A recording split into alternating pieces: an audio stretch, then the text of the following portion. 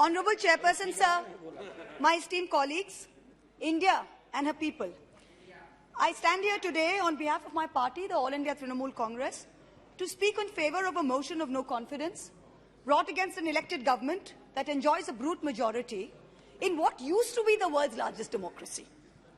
The American novelist Gertrude Stein famously said that if there is no question, there is then no answer.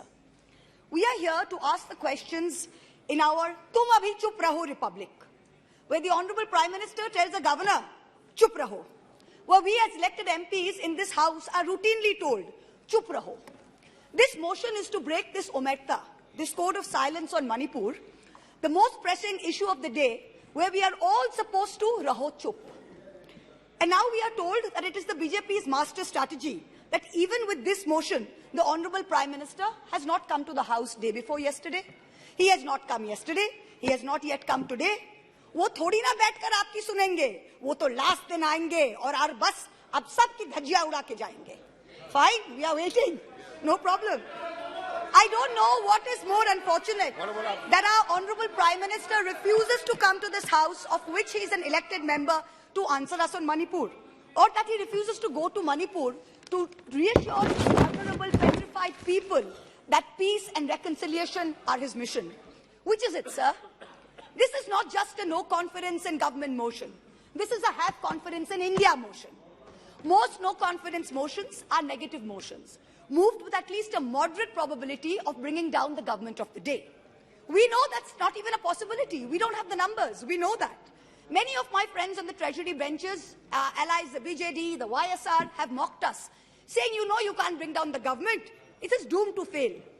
But we as India are perhaps the first bloc that has been forced to move a motion not to bring down anything, but to resurrect something, to resurrect India's founding principles of equality and secularism, which this government has buried 6 feet under, to resurrect the right to express ourselves in a democratic framework, which you label as high treason, to resurrect the right of a non-homogeneous, diverse people to exist within a union of state, which your government insists on dividing into us and them. Make no mistake, ladies and gentlemen, this motion is not meant to succeed in this House, but the larger motion, the have confidence in India motion must succeed. Please. Will, when the people of India have their say soon, and it's for this reason I stand before you today. The Manipur issue is mired in silence and in the government's whataboutery and false equivalences. I will point these out as best as I can. The Treasury bunches have made vitriolic comments on why only Manipur. What about the instances of rape and murder in Rajasthan, in Chhattisgarh, in West Bengal? We in turn have felt compelled to ask, what about the violence in Haryana?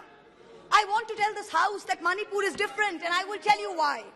The issue in Manipur is of a hate crime against a particular community, where it is understood that police personnel of one community, possibly the same community as the Chief Minister, handed over women of another community to be raped and pillaged by a mob and made every attempt to prevent those women from seeking justice. The issue is that 2 communities today in Manipur have been pitted against each other in an atmosphere of civil war, of ethnic violence that has rarely been seen in India in the past few decades.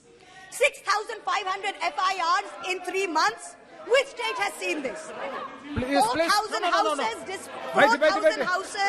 destroyed in 3 months. Which state has seen this?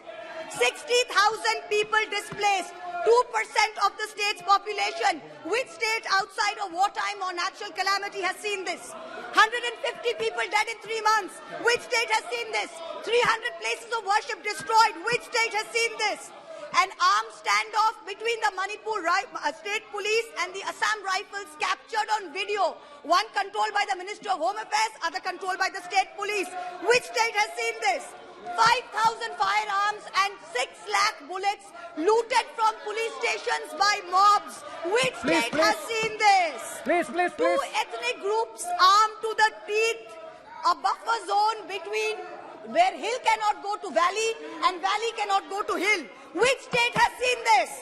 The chief supporter supports one group, accuses the other of being drug runners.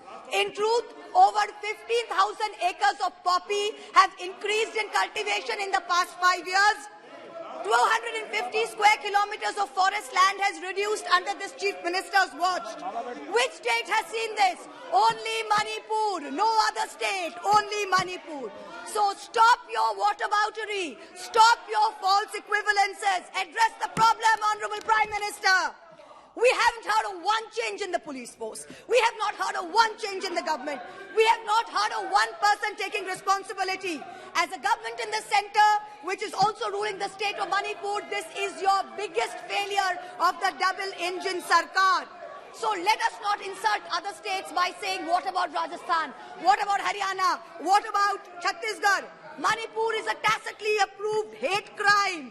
Make no mistake, this is civil war. These are crimes against humanity.